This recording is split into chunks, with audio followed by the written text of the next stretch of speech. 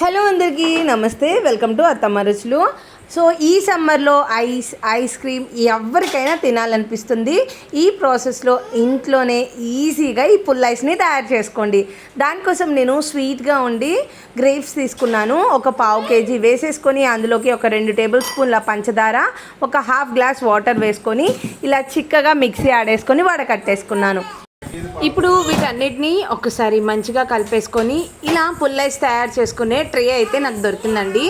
వీటిలోకి మనం చేసుకున్న ఈ జ్యూస్ మొత్తాన్ని ఇలా వేసేసుకుంటున్నాను.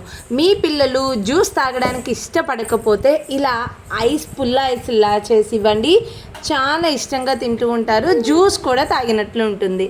ఇంకా ఈ సమ్మర్లో మనం ఇంట్లోనే హైజీన్గా మన పిల్లలకి పుల్ల ఐస్ చేసి పెట్టినట్లు ఉంటుంది.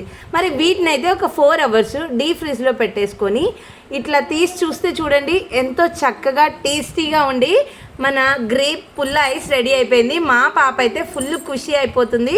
మీరు ట్రై చేసి టేస్ట్ ఎలా వచ్చిందో కామెంట్ చేయండి. Thank you.